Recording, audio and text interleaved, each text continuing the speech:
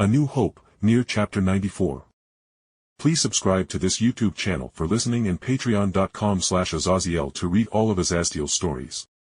Ruby wasn't dumb, and although she wasn't the most socially savvy person, she could see when someone looked awkward as hell, so seeing my expression she went quiet. Realizing this was a very sensitive topic, I decided to open up a bit about my semblance and magic in general, so I coughed to get my team's attention. Guys, remember how I told you I am from other worlds? Well, in one of those worlds is a lady called Yukari Yakumo. She has the same semblance, except in that world that has great amounts of magic. It is the core of her being, and she is able to freely use it to a level that defies comprehension at times. I began as I imagined just how much power and skill it would take for her to create the dimensional plane of Gensokyo. She could do just what Ruby suggested and close the gap between life and death, allowing trapped souls in a place to go free as they temporarily became alive. But as for truly bringing someone back to life directly with the ability, I am unaware if she has done that, as it's against the natural order for a reason, I explained with Ruby grimacing, but I shook my head. Ruby, from what you told me, your mother has long since passed for practically a decade. I cannot bring her back as her soul has long been at rest. I am sorry, I said firmly, as not only was she dead for too damn long, but I had another fear. Those damned petulant brother gods of Remnant had long since fucked off for thousands of years. Granted, they hadn't been around for a small forever and a half, but who knows if they had systems in place that regulated people's souls, and ripping a soul out of said system would get their attention.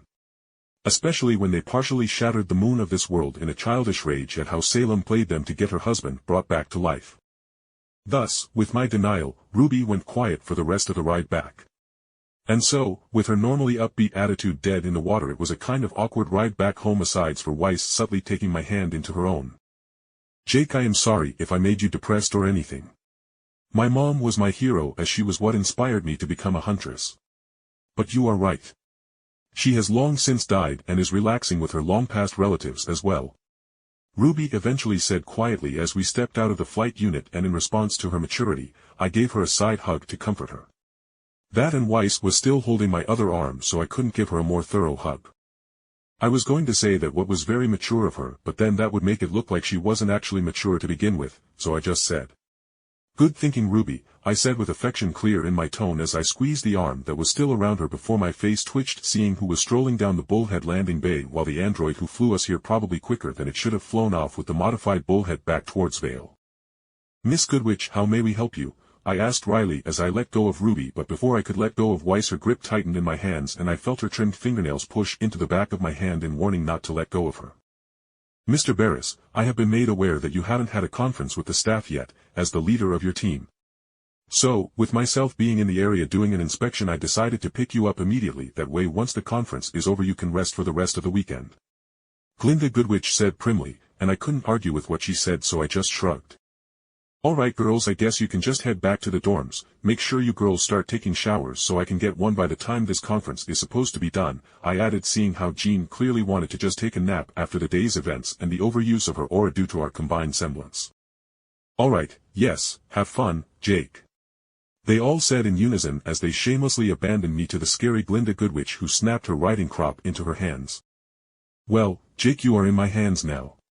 Let us retreat to my office, we will be having words," she said ominously as she spun on her high heels and walked ahead of me towards her office, and I couldn't help but look down and yup as she walked ahead of me in high heels.